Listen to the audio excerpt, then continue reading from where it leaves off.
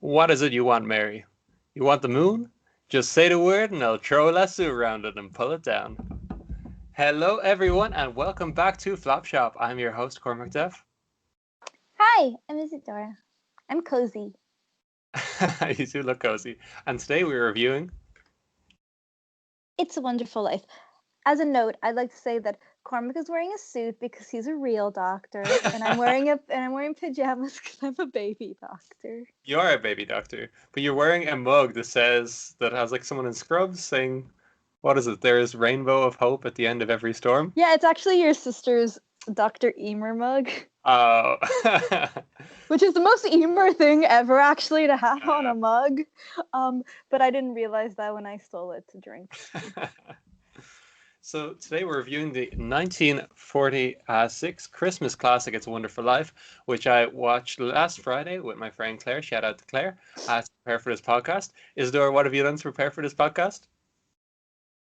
I ate. Oh no, man. When was the last time you watched this movie? 10 years ago. Okay, we're on solid footing already.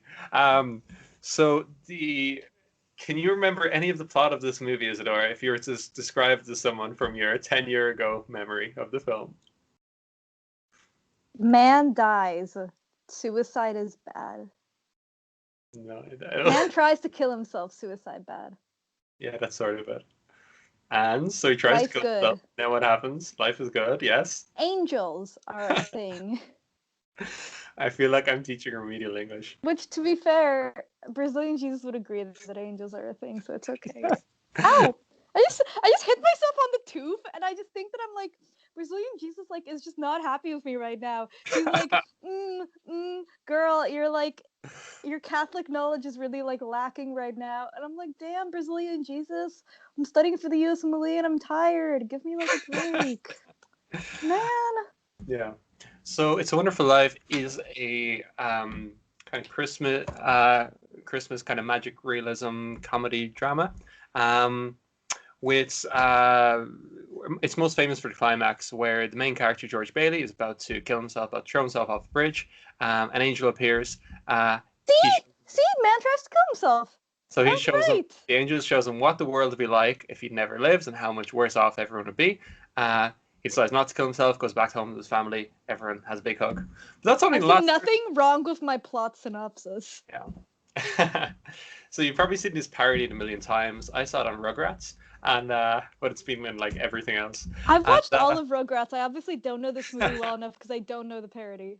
But that's only the last quarter of the film. That's the end of the second act, the low point of the film. It's him about to throw himself off the bridge. It has another 2 acts before. So let's give you a little bit of background for the film. It's directed by Frank Capra, who is kind of like the Steven Spielberg of his day. So he made all these kind of happy clappy, warm films with 1980s Steven Spielberg with a happy message. So he made It Happened One Night, which is the first kind of screwball comedy, like a precursor to rom-com. Have you seen What Happened One Night? I like how you think I do things. I'm like, don't you know, Cormac, that I just lay in bed and look cute? You're like, I haven't seen this movie, let alone the other movies you're going to refer to. Expect food to come to me. I used to be interesting before medical school, but no, not anymore, sir. Have you ever seen Bugs Bunny chew on a carrot and be like, "What's that, Doc?" That's a reference to It's a Wonderful Life, or not to It's a Wonderful Life, to It Happened One Night, where one of the characters is talking while chewing a carrot. So that was made as direct reference in the same way as you see in Shrek, where Fiona does this kick and camera spins around Matrix style. Oh, the Matrix, yeah. Yeah, exactly. So audiences at the time would have recognized it because it's a really famous movie. I feel like I'm losing all my really great nerd cred because I can't tell you a Frank Capra movie that I've watched, but I'm like, oh, the Matrix scene in Shrek, fam. Exactly. That appeals to me. Can't we do Shrek? Tell me Shrek flops. You were into me because I was this artsy, girl from California, and then the longer you date me, the more you're like, you are so basic. What is wrong with you? Oh god. He also directed Mr. Smith Goes to Washington, which is about. I know that one. Yeah, exactly. Why couldn't you have started with that one? Yeah, that has James Stewart in it as well. Yeah, So that's about this like man who goes to Washington. It's like corrupt, and it's based on this Montana senator who like called out the corruption in the Harding administration. Isidore, do you know that there was once an American president who was a crony capitalist and appointed all his rich friends as members of cabinet and high point positions? I just hadn't well, actually, to be fair, I actually do know about Harding because I actually like American history. But Yeah, yeah, it's great to know that we have a cultural basis for yeah, that. exactly. Nice to know that that this went back more than 100 years. Um, That's okay. America makes interesting choices. Like we also chose to ban alcohol. So like sometimes we just make bad choices. Sometimes we just make objectionable choices. That's okay. Yeah, talking about banning alcohol, this movie starts in the early part of the 20th century. Stars Jimmy Stewart is the main character, and Donna Reeves is his love interest. So Jimmy Stewart, you might recognize from Vertigo. He's in that one. I do. Yes. And I didn't realize Still this. a basic movie for me to know. You're like, I'm throwing Yeah. you softballs here. Exactly. You're like, you're gonna get yes. yeah. But what I didn't know about him is both him and Frank Capra were war heroes. So Frank Capra fought in World War One, and then when World War Two broke out, he made films for the United States government. And it's probably like propaganda films is probably the wrong thing, but they're more like public service announcement films. Well, like, Disney did it too. Like a Or lot of film Disney people did as it. well. So like a huge amount of Hollywood kind of shifted to making these films that would inform people about the war. And it wasn't like we're good, they're terrible. It would explain like his series of films was called Why We Fight, and Spielberg was a fan. Like one of the episodes of Band of Brothers where they find the concentration camp was called Why We Fight. So it was based in like 7 episodes going before the war and various battles during the war. But it's not just showing big explosions. It's showing like why they fight. So in like the first episode, they show the commonalities between fascism in the Germany and Italy and Japan, and showing how like free speech was quashed and organized labor is quashed and freedom of religion was quashed. So things that you might necessarily know if you're living in rural Montana and you go to a movie house once a week, but might convince you to sign up and fight. So to be fair, they also had the draft back then. So like when people okay, to be fair, I completely and utterly agree that they were war heroes. Yeah. But also when someone was like a war hero back then, it's like, well, there was also a draft. So in all statistical likelihood, you were going to end up getting sent to the war at some point. Yeah. Talking about a draft, the Donna Reeves, the actress from this film, she was anti-war during the Vietnam War because her son was drafted. Fair play. Okay, I still stand by that the draft is a horrific thing, but also in the current system, there's nothing currently making us not want to get into war because our children are not endangered. You know what I mean? Yeah. I mean, that's just a thing that I've like noticed. I feel like we would have way more anti-war protests nowadays if mothers were scared that their child might get sent to the draft. But obviously, draft was exceedingly problematic. This has not become an anti-war podcast. Let us move on. The war conglomerate system in the United States is far too big for me to want to start ranting about that. I'm just like, let me drink my drink. So one of the interesting things I found about the film is it came out in 1946, so it was just like a year after the war ended, and it like covers World War II as well because it goes up to the present day, like through the main character's life, George Bailey, and he's not able to fight himself because he has he's deaf in one ear, but his brother is like a World War II pilot, so he comes home and there's a big kind of ceremony for him, but interestingly, Jimmy Stewart, who plays the main character, was a World War II pilot. He fought in fair Germany. play. Yeah. So I think there's like a parallel between that, like, like you can be very heroic by fighting in war, but there's also things you can do at home if you're not able to fight that make you heroic. So they show characters selling war bonds, they show people doing rubber drives and steel drives. They show the main character, George Bailey, doing one of those like night warden things where he's telling people to turn off their lights at night time so that they couldn't be bombed from the sky. Yeah. To be fair, there are many forms of heroism. Yeah, like I think it ties into the main virtue of the main character is that he's like self-sacrificing. So the main character is a character that we like because he puts the needs of others ahead of himself. So like the reason he lost his How un-American. Yeah, exactly. So like the reason he lost his hearing is because he saved his brother from drowning, and he lost his hearing by diving into cold water when his brother fell through ice. He runs a savings and loan company that he never really wanted to run, but he took over from his dad. So if anyone doesn't know what a savings and loan company is, it's kind of like a credit union in Ireland. And if you don't know what a credit union is, it's kind of like a small not really for profit bank, like non for profit bank Oh, that I mean, I offers. kind of know what a credit Yeah. union is. It's like a locally run bank, but it's Yes. like Oh, for yeah. the local population, so it's not really, it doesn't get much of a profit. Yeah, so the idea is it gets like no profit or minimal profits. It gives like competitive rates on loans and like on savings as well. So you're kind of supporting the local community by putting your money there. So in Ireland, the credit unions are quite small, so you couldn't get a mortgage, but in the States you could get them with savings and loan. But Oh yeah, I just know this because I've had many friends be like, you shouldn't put your money in a bank, you should put it in a credit union. And I'm like, when I figure out where I'm gonna live, maybe. But for now, my nomadic lifestyle seems to not agree with that. yeah, and it ties in with the sense of like community and the sense of unity that people had after this war.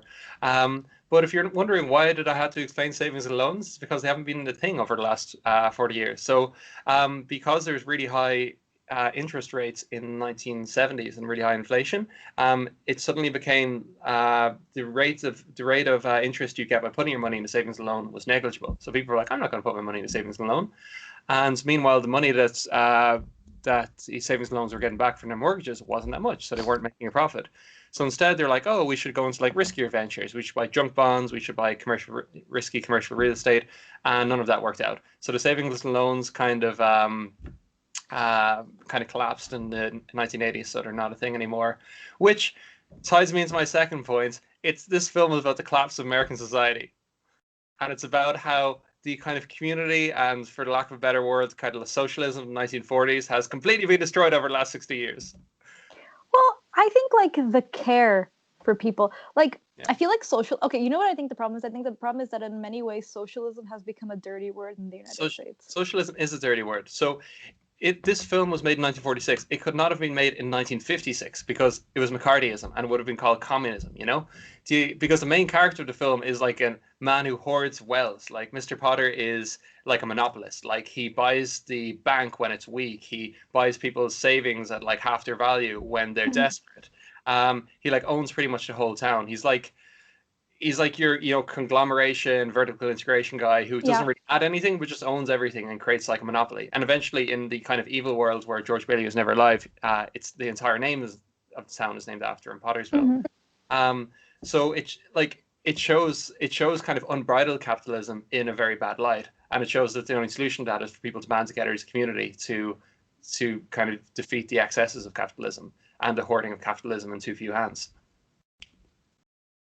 Oh wow. Oh wow. Oh wow. There's like this meme. Okay, there's like this meme on TikTok that I feel like I always reference and that you never seem to get, but that's okay because you're not an internet person. I'm too much of an internet person. And yet somehow this relationship works. Yeah. But it's basically like you make a mistake and then this song starts playing where it's like a baby's voice being like, oh no, oh no, oh no, no, no. And that's how I feel when you say that. No, but this is my whole idea. So I didn't pick this up when I watched this for the last time 6 years ago, but it was like stunningly obvious to me now. The main character George Bailey starts off being really ambitious. He's like, I want to leave this one horse town, go out into the world, see the Parthenon, see the Colosseum. I don't want to be stuck in like a crummy office job like my dad. But then after his dad dies and he has to stay in his hometown, which is he's kind of his own ambitions and his own drive he's putting aside for the good of his family and for the good of his community. He takes that ambition and that desire to be like an architect and to build bridges and to build skyscrapers and puts them on a local stage. So he builds social housing and names the place Bailey Park. And he builds these kind of like modest homes that you could buy for $5,000, which is around $90,000 in today's money. And yet nowadays the place would be filthy with yuppies and all the houses would be like $1 million.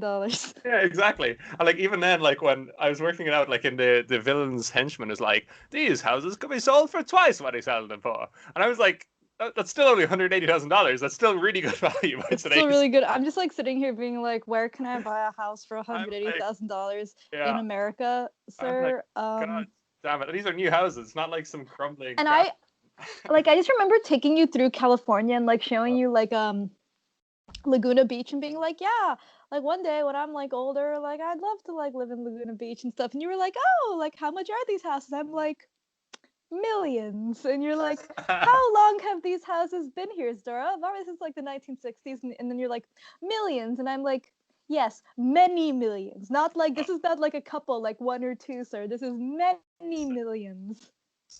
But that's one of the problems now. Like it, the main character Potter has like owns these kind of tenements, and he treats the working class with contempt. He calls them like these discontented, lazy rabble, and he he doesn't like see any of their humanity. And meanwhile, George Bailey knows them and like values them and values their human value, not just their monetary value. And he says like, the working class are people who do most of the working around here. Like, is it not too much to have them work and pay and live in a couple of rooms and a bath?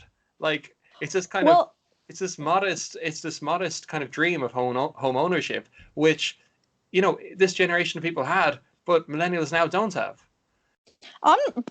Pusha, honestly, Cormac, if we ever end up buying a house, it's gonna be because you like wanted a house. Because like Isadora is just sitting around being like, home ownership is overrated, sir. Can I just pay the minimal amount for like an apartment somewhere and then just live my little life? But I mean, the problem is if you're maybe not for one person, but if an entire community is renting, then it puts them, unless there's kind of strict laws in place to like limit the amount rents can go up, like rent controls, it puts them at the mercy of the likes of Potter, the likes of people who raised the rents so much as possible. To clarify, I completely and utterly know that. It's just that I've become like a horrific millennial who's like, man, I don't know where I'm gonna find $1 million. Like rolls away into poverty. Like you see in Dublin now, all these like vulture funds buying out apartment blocks and hotels at knockdown values during the recession, and then like doubling the price of rent so that most people can't afford it, or if they can afford it, they're spending most of their money in it. Yeah, I don't know. Like, yeah, it really struck me how I wouldn't say anti-capitalist, but anti-monopolist this film is, and how America used to be anti-monopoly. We used to have monopoly breaking laws. We don't really seem to care about that as much nowadays. I feel like it's going to become a thing, though. I think in 10 years' time, the likes of Google and Facebook are going to be broken up into their component parts. Oh, speaking of that, like relevant current social point, I loved AOC went on this like fabulous like speech / like I'm sure a lot of news stations will call rant, but it was saying, she was talking about how like a lot of at least 4,000 Amazon jobs aren't real jobs because like at least 4,000 people in Amazon have to go on food stamps while still doing their jobs. And she's like, that's not a real job then. If you have to go on food stamps for your job, it's not a real job. And I'm like, yes, exactly. True that. We should be having jobs that let people actually be able to live. These jobs should pay a living wage. Like I remember when I worked in the United States on a J1, like a summer job, I was working in a chipper, and my landlady was like, I was working like, it was a busy enough job, like I was working about 60 hours a week, and my landlady was like, chippery? Yeah, I was like, she was like, when are you getting your second job? And I was like, what do you mean? She's like, your second job? And I was like, I already work like full time, like more than I would in most jobs at home. That's so weird. It was so normal. One of the guys I was living with had 3 jobs. Like, I don't know how he slept. But it's such a fundamentally strange thing because like the America of the 1940s like allowed you to have like one member of your family work. Okay, so this is the problem when like, okay, so when boomers, so I'm not going to sit here and say like, oh, everyone in the boomer generation is horrific, because they're obviously not.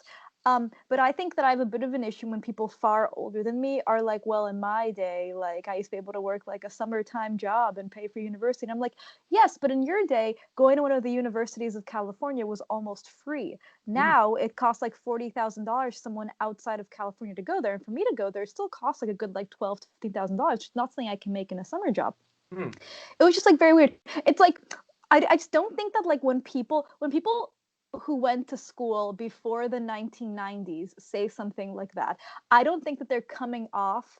I don't think they realize that they're coming off like those people who are like, oh, on my day, a Nestle's bar was 5 cents. You know what I mean? I just don't think they realize that, but that is like where it is. In the States, college tuition is like, in real terms, 4 times as expensive as it was for the previous generation. Like, it's gone up in price more than like concert tickets. And we all know concert tickets are a scam. Yeah, they're crazy. So.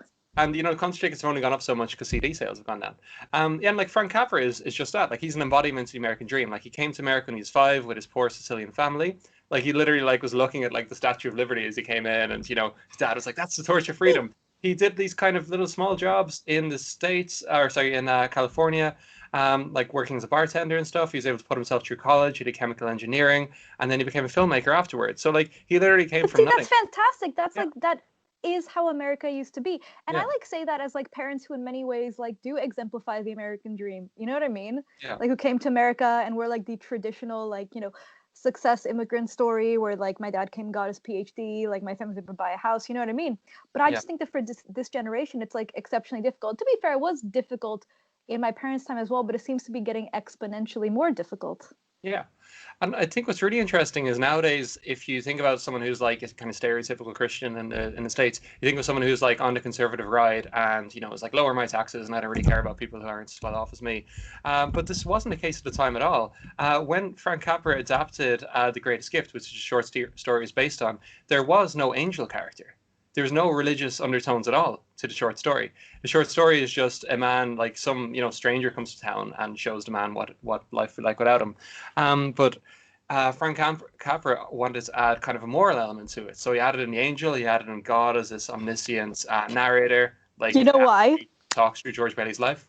What? You know why? I get it now. You told me he was Italian. I get it. Because Yeah. although I think the Brazilian Jesus is like obviously the most superior Jesus, just in terms of like pettiness and like getting me and I can like vent to him as much as I want. Yeah. I'm pretty sure Italian Jesus is up there as well because Yeah. they're connected.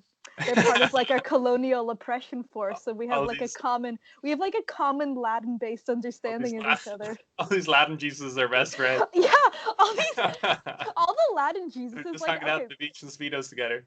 I like imagine so I just imagine like the North American Jesuses and like even the Irish Jesuses being like these very like poised, very like stoic, like we only deal with big stuff like world ending things.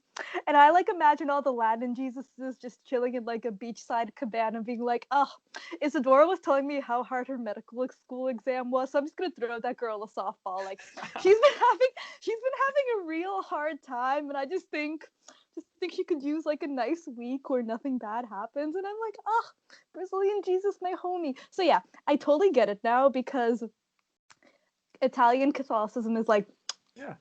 I get it. Yeah, so like there's all these Christian elements. Like I talked about Bailey Park, which is social housing he builds, but the kind of tenements are called Potter's Fields, and a Potter's Field literally means like a common grave, like a mass grave where poor people would be buried if they couldn't afford a proper plot. So he's like burying these people in life and in debt. And it comes from like a very like specifically like a Roman Catholic idea of God, that you won't just, as opposed to like Lutheranism where having like faith in God alone will get you to heaven. In Catholicism, like you need to have faith in God, but you also need to do good works on earth. So it doesn't matter if like you believe in God and you have strong faith and you go to church every Sunday. If you're not helping the people around you, you're not going to go to heaven. And I think that definitely is in with kind of socialist themes of the film. And I just want to say, like, I really do like when you told me he was Italian, like, all joking aside, like, it actually does make sense because I find that in Latin cultures, in like Spanish, Italian, Portuguese culture, like when I talk to North Americans who are like religious, they are like, oh yeah, God influences your life in like mysterious ways. But in Latin culture, we really do straight up think that God just influences your life like in the most obvious ways ever. Like I told you before, there was like one of my mother's friends like drowned a saint in a cup so she could get a man, and it like worked apparently. But you know what I mean? Like you wouldn't see that in America. Like that would not be the norm to do something like that. You're not going to take a saint's hostage to get what you want. Yeah, but in Brazil, like there's like I think that there's just more of this idea that like religious figures directly influence your life. If you are Christian, like you genuinely like might believe that they could like directly impact your life, not in like mysterious ways, but in like the very obvious way you are specifically requesting.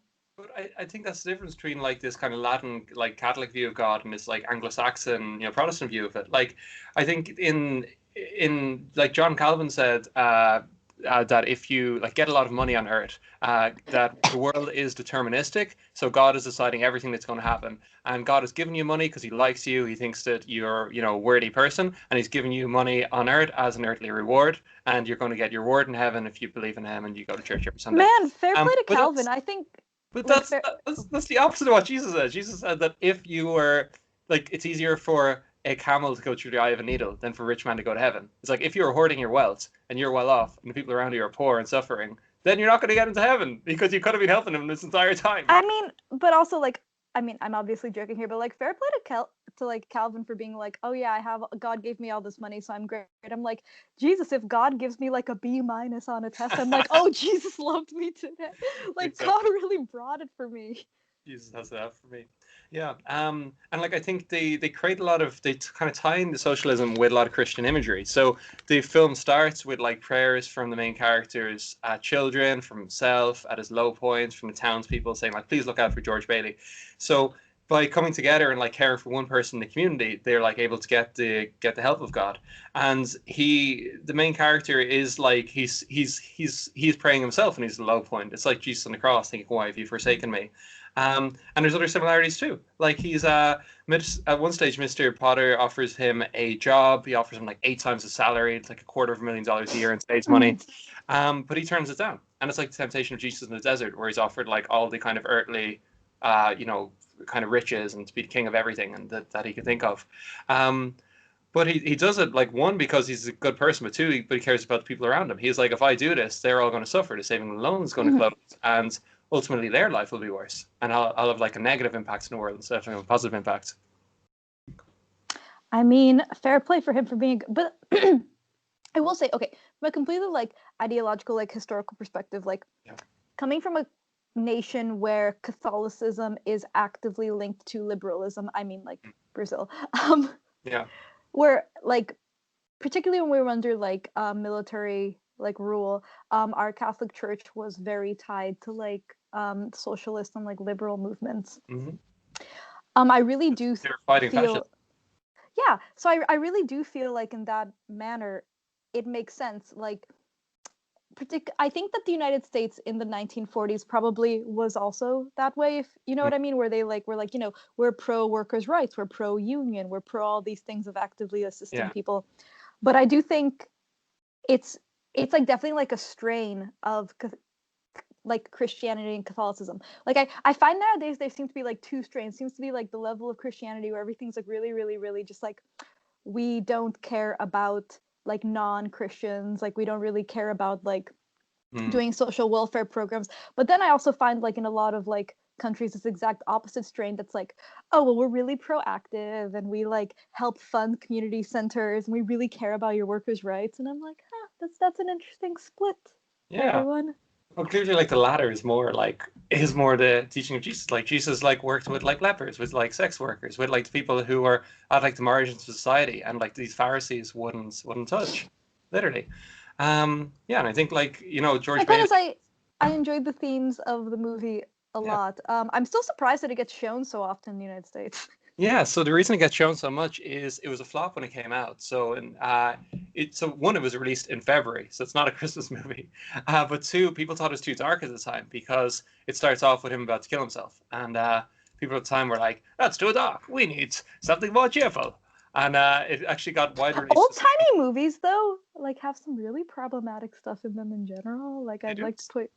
Yeah, they do some dark stuff. So it's interesting that it was a flop. It only became a hit there is a issue with the copyright in 1975. It wasn't renewed, so local TV stations were able to show it for free. So in some cases they'd show it multiple times a night because they're just looking to fill programming, especially around Christmas time. And then it became this Christmas classic until finally they got the rights back in '95. But then it was too late. It's already a Christmas classic. It's been shown for the last 20 years. I really enjoy that it became that this like American Christian socialist Christmas movie became a classic because of copyright issues. Like that sounds like a very classic. I like the way as well. No one got rich from it. Like it was literally like it was given to the people. Like ties into the whole kind of socialism thing. Yeah, but no, I genuinely really do appreciate the fact that it's like, well, okay, so I'm gonna be honest, when I think about Christmas movies, I basically think about like the Lifetime Christmas channel. So I'm gonna be really honest with you, I've never seen a Lifetime Christmas movie. I keep meaning to see it because apparently they have hundreds and it seems like the exact type of thing that Isadora would enjoy. Because it's like 2 traditionally attractive couples, like a hardworking businesswoman goes back to her old family town for Christmas and meets like a man who owns like an amazing house, but he's like a chestnut farmer and also traditionally attractive as well. And they just wear cozy sweaters and they like get together. And I'm like, I can get behind this vibe. But then I see movies like this and I'm like, movie with like a real significance and meaning and not just like a replica of the exact same Lifetime Christmas movie. It's got like a really life-affirming message. Like as much as I'm saying socialism, it like the point of the movie is that an individual does make a difference. Like there's a study that like you interact with 80,000 people during your life, and certainly if you're like an obstetrician, you deliver like 60,000 babies. Like you have a massive impact on the people around you, even if you don't realize it. And you can either have a positive impact or a negative impact or a bit of both.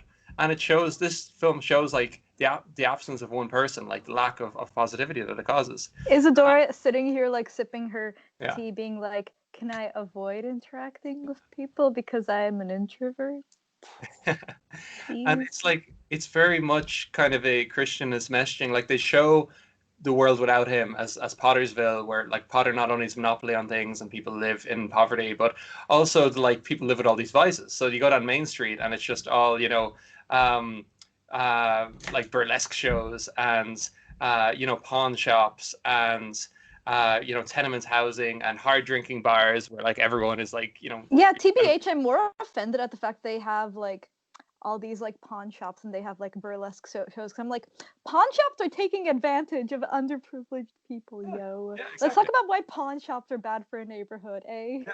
So I just thought it was really funny that like the worst thing that could happen in the 1940s for a woman is either to be like this burlesque dancer or on the other hand be like a financially independent single woman who's a librarian. And it's like that's the worst thing that could happen. She never married. Her role as a woman was completely unfulfilled.